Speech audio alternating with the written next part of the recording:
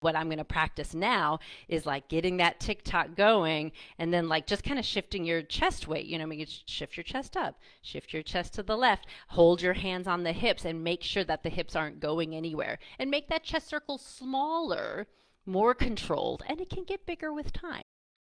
My name is Sahira, and I'm here to teach you the beautiful art of belly dance.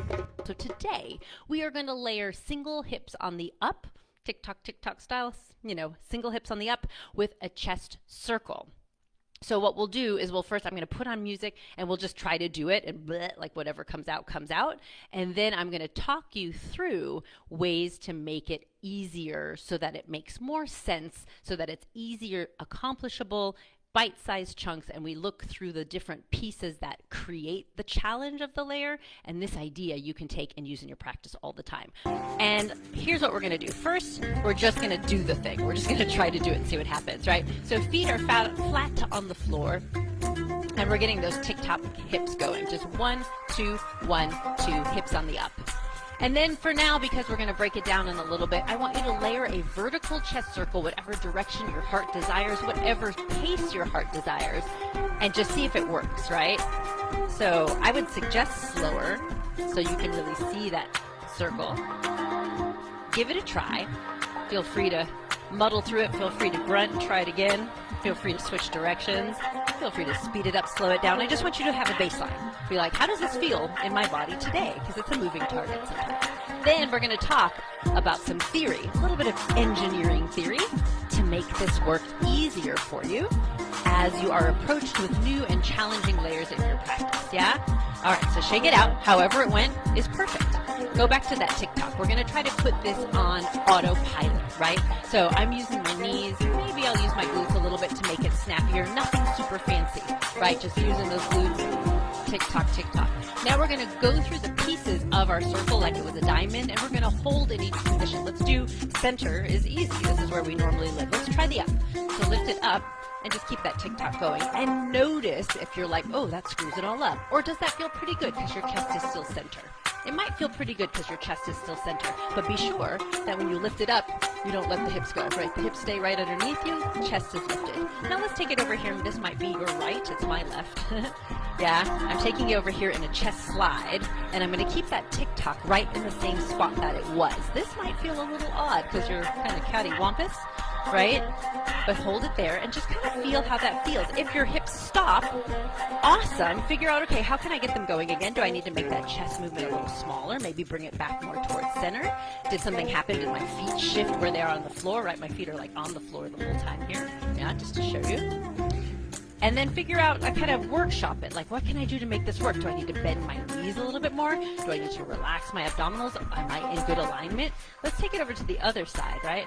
So here's the other slide. These are the 4 parts, essentially, as we draw our circle. We kind of move through these 4 parts of the diamond smoothly with an arc.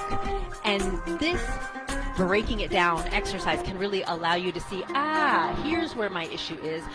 Here's where things get difficult. And then kind of say, okay, what do I have to do this tick-tock where my chest is over to one side? Take it back to the middle. Are you breathing? Keep breathing. Yeah, keep that tick-tock going.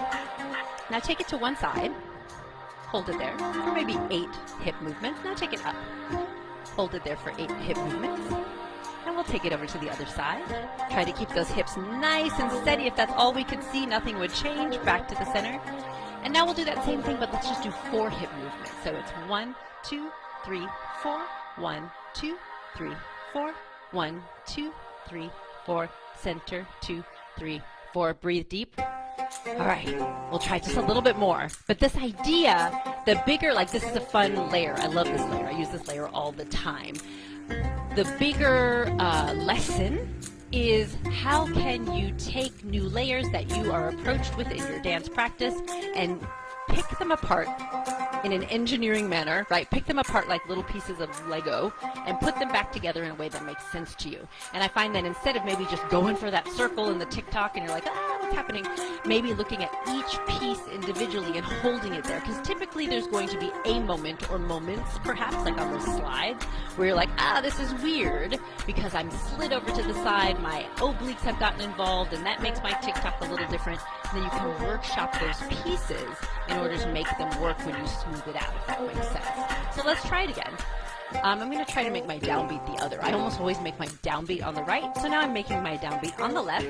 I invite you to do the same if you like that kind of challenge, and I'll take my hip or my chest circle the other way as well. So let's do a round of 4s again before we go to 2s, and then we'll smooth it out.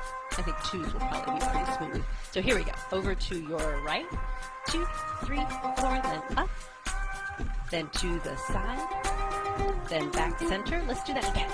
Yeah? And if any part is like, this isn't working, feel free to hold it there and experiment.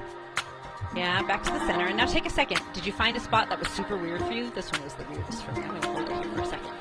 What do I need to do? I feel like this oblique is really stretched, which makes this up and down a little bit more challenging. So I'm going to make sure I'm nice and even. Maybe I'm going to slide a little bit less. I'm going to watch to make sure my weight doesn't cant forward over my toes.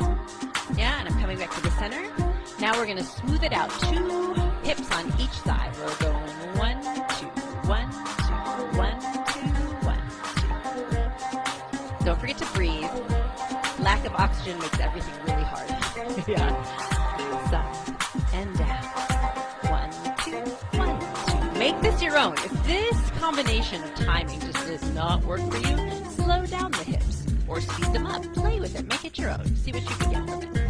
Let's do a couple more this way, and then I'm going to change my chest circle direction just because I like to be ambidextrous, and everything we do, I'm taking it the other way, just to see if it feels any different. Another thing that I try to do, definitely I have to put something on autopilot. For me, that's this hip movement because it doesn't change. I also try to make it very small and very precise. The more precise I can make it, the less variability it introduces into my chest. And I can really just keep it down there and like set it and forget it. Yeah. Good. Now feel free to change the timing of anything that you would like, especially if it's feeling good. If it's really feeling good and you want to challenge yourself, I invite you to take it for a walk, right? What if we take it for a walk? This is only if you're already feeling good, layering the two together. There's always somewhere else to go, right? You can take the directionality different. You can make the chest faster, right? And then notice if as you do this chest circle, does weird stuff happen in your hips? Do your hips release, right, and want to circle, right? So really keeping this nice and precise, nice and small, very precise, right? And if you have to make that chest circle a little bit smaller in order to keep everything very precise to not let it get out of hand, right? Almost there. Keep breathing. I'm going to change directions in the chest one more time because I can. Another way to challenge yourself is to change your arm positions.